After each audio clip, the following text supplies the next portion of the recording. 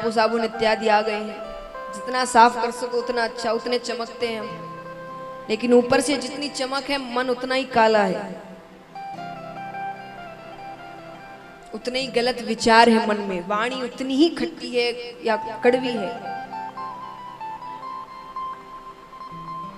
तो जितना साफ हम अपने घर को या अपने ऊपरी सुंदरता को रखते हैं, उतना मन को भी रखें, विचारों को शुद्ध रखें, वाणी को मीठी रखें।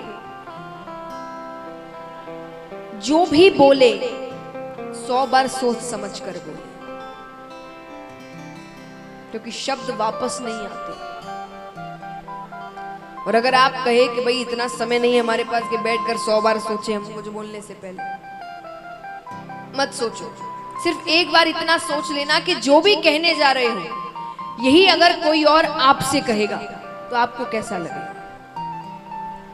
और अगर आप कहेंगे भाई मुझे तो अच्छा नहीं लगेगा, तो किसी और से भी मत कहना,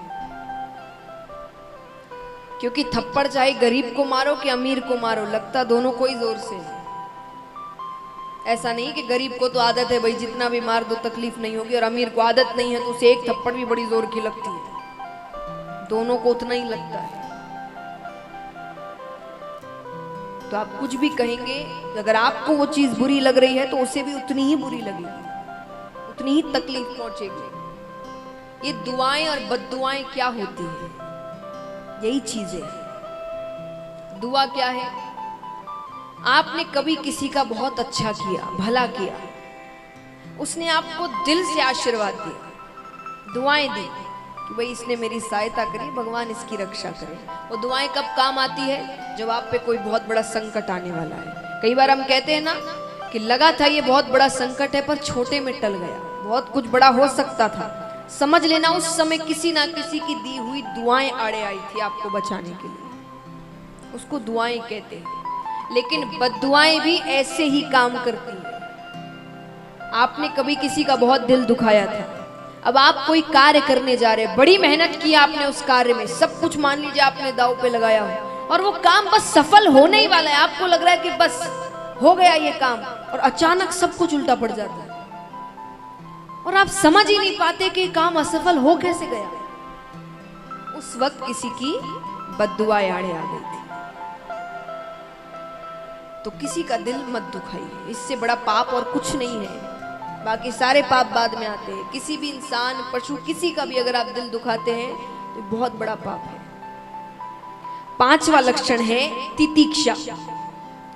अर्थ, भगवान जो भी दे उसे प्रसाद समझकर ग्रहण करो।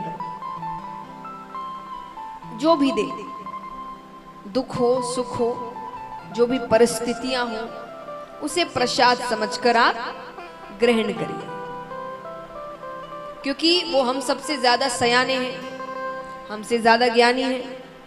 आपने हमने भविष्य नहीं देखा, उन्होंने देखा है, उनको पता है सब क्या सही है इसके लिए, भविष्य में क्या गलत है, किस वक्त इसे क्या देना है मुझे, उन्हें पता है कि नहीं। एक बात बताइए, आप ज्यादा होशियार कि ठाकुर जी? आप भी हो सकते हैं, भगवान ने आपको दिमाग दिया है। बताइए, आप ज्यादा होशियार कि ठाकुर जी? जोर से। तो क्यों इतनी होशियारी लगाओ? हर चीज में इतने प्रश्न, ये क्यों हुआ, वो क्यों हुआ, ऐसा क्यों नहीं होता। वैसे उन पर थोड़ा तो भरोसा रखिए। दुख आते हैं, ये तो पिक्चरें देख देख कर अलग ही हमने तरीका बना लिया है कि दुख आते ही भगवान पर चिल्ला चिल्ली करना,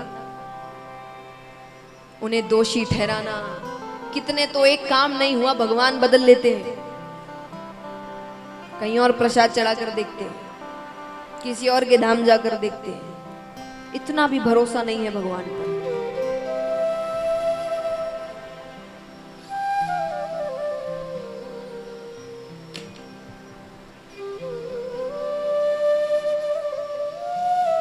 एक बहुत अच्छी कहानी सुनाती हूं मैं आपको। अगर आपने सच में ये कहानी समझ ली या इसकी सीख को समझ के अपने जीवन में उतार लिया, तो अगली बार अगर आपके जीवन में दुख कभी आएंगे भी तो आप उसका सामना बड़े अच्छे से कर पाएंगे, अगर आपने इस कहानी को ठीक से समझा तो। भगवान जब दुख देते हैं तो क्यों उन पे क्रोधित नहीं होना चाहिए और क्यों उनका धन्यवाद करना चाहिए हमें। एक बार एक माता अपने घर के दरवाजे पर खड़ी है, उसके घर के सामने बहुत सारे बच्चे खेल रहे हैं, मोहल्ले के बच्चे हैं, सब खेलते हैं, शाम का समय हो, स्कूल से वापस आते तो बहुत से बच्चे खेल रहे हैं, उसमें उसका भी बच्चा खेल रहा है, इसलिए वो खड़ी है, देख रही है कि बच्चे क्या कर रहे हैं। सब बहुत प्यारे लग रहे हैं सारे बच्चे। तो उन बच्चों को देखकर उनके मन में बड़ा प्रेम आया, उनके मन में आया कि मैं सारे बच्चों को थोड़ी थोड़ी चॉकलेट्स दूं। तो क्या वो दे सकती है? बताइए, यहाँ भी माताएं बैठी है कितनी, कोई बच्चा आपको प्यारा लगता है, आपके मन में आया उसको चॉकलेट दूं, आप दे सकते हैं, है ना? हाँ, तो माँ को भी मन में आया कि सबको चॉकलेट बांटूं, चॉकलेट हो, मिठाइयाँ हो, जो भी हो, तो उसने सबको चॉकलेट्स दी, सब बड़े खुश हो गए। अब वो माता अपने घर के कार्यों में लग गई, बच्चे खेल रहे, थोड़ी देर बाद फिर वो एक बार देखने आती है कि क्या कर रहे हैं, तो आकर देखा बच्चे बड़ी शैतानी कर रहे हैं।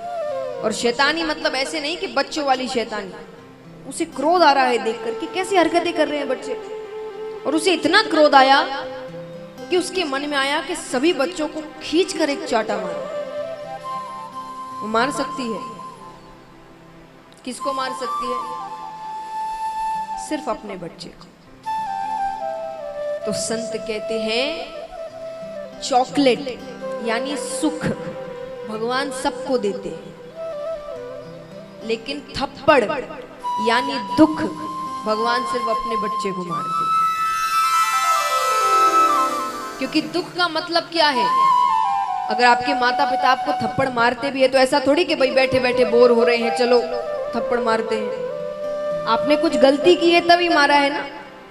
तो दुख आए हैं इसका मतलब ये थोड़ी कि भगवान बोर हो रहे हैं चलो किसी ना किसी को दुख देकर देखते हैं। आपने कुछ गलती की है, उसका परिणाम भगवान आपको दे रहे हैं कि सुधर जाओ, तुमने गलती की थी, इससे सीखो और आगे जाकर ये गलती मत दोहराना। तो अगली बार दुख आए तो भगवान को धन्यवाद करना कि आपने हमें अपना बच्चा समझ के हमें अपनी गलती समझने का मौका दिया। तो सोचना कुछ कि क्या ऐसी गलती की थी कि मुझे ऐसा परिणाम मिल रहा है। तो पांचवा लक्षण है तितिक्षा यानी भगवान पर भरोसा, कि वो जो दे उसको प्रसाद समझकर ग्रहण करो, कि उन्होंने जो किया है सही किया है, वो सोच समझकर करते हैं हर चीज। अब स्त्रियों के लक्षण के बारे में भी बताया गया है कि स्त्रियों के क्या लक्षण हैं, खास करके उनके लिए जिन्होंने गृहस्थ जीवन ले लिया है या शादी कर ली है। तो कहा जाता है कि आप घर को साफ सुथरा रखें, जो पवित्रता में भी बताया गया कि जितना साफ सुथरा होगा घर उतने घर में लक्ष्मी आती है, गंदगी होगी तो दरिद्रता आएगी। फिर कहा गया कि आप हर वक्त मुस्कुराते हुए रहें, बहुत मुश्किल है, और जिनके घर में छोटे बच्चे तो और ज्यादा मुश्किल है। पर आपकी मुस्कुराहट के पीछे भी कहा गया है कि आप, क्योंकि देखिए बहुओं को, पत्नियों को क्या कहा जाता है, घर की कौन है? लक्ष्मी। तो ये ज्यादा, जितनी ज्यादा खुश होंगी लक्ष्मी उतनी आती है, ये जितने चिंता में गुस्से में रहेंगी उतनी दरिद्रता आएगी। तो देखिए अभी आपके ऊपर भी है, आपको घर में लक्ष्मी चाहिए तो इनको खुश रखो। क्योंकि देखिए हम सोचते हैं कि हम बाहर जाकर काम कर तो हम एक काम करने वाले हैं, आपको तो फिर भी संडे के दिन छुट्टी मिल जाती है, पर जो घर में पत्नियां रहती हैं उनको संडे के दिन ओवर टाइम करना पड़ता है, लोग ज्यादा बढ़ जाते हैं घर में। तो कभी ये ना सोचे कि हम अकेले काम करने वाले, हम काम करके आए हैं तो हम घर आए तो हमारा मूड अच्छा रखो, अच्छे से बात करो। तो आपको क्या पता उनको घर में कितनी चिंताएं हैं, कभी हो सकता है उनका भी मूड खराब हो। तो दोनों को समझने की जरूरत है। लेकिन ये बात मैं नहीं कह रही हूँ, आप सोचे कि महिला है तो महिलाओं का साथ ले रहे हैं, सच्ची बात कही गई है, धर्म के लक्षण है। वो जितनी खुश रहेंगे उस घर में उतनी लक्ष्मी आएगी, मुस्कुराते हुए रहे जितना हो सके। तो महाराज और कहा गया पतिव्रता धर्म का पालन करे। पतिव्रता एक धर्म है, उसके कुछ नियम हैं, उन नियमों का पालन करे। अब देखिए आजकल अलग अलग व्रत आ गए हैं, दो दो व्रत आने लगे हैं। तो एक पतिव्रता हुआ और आजकल पत्नी व्रता ज्यादा चल रहा है। उसके बारे में भागवत जी में कुछ बताया नहीं गया अभी तक। तो पतिव्रता धर्म का पालन करें। फिर कहा गया, ये चीज आजकल ज्यादा मानी नहीं जाती, पर कहा जाता है कि अपने पति का नाम मुख से नहीं लेना चाहिए, जो असल नाम है। कहते हैं उससे उसकी आयु घटती है। ये ऐसी कोई बात नहीं है कि उनको बड़े रूप दिया गया इसलिए नाम कहा गया, उनकी आयु घटती है उससे। पति का नाम मुख से नहीं लेना चाहिए, जो असल नाम है। कोई और नाम से आप बुला सकते हैं, पर पति का असल नाम मुख से नहीं लेना चाहिए। गांव में अभी भी लोग मानते हैं।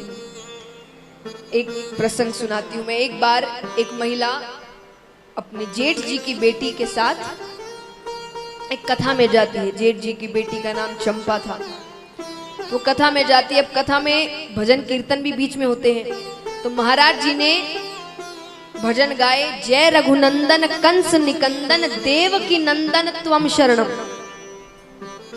अब सब गा रहे हैं सिवाय उस महिला के।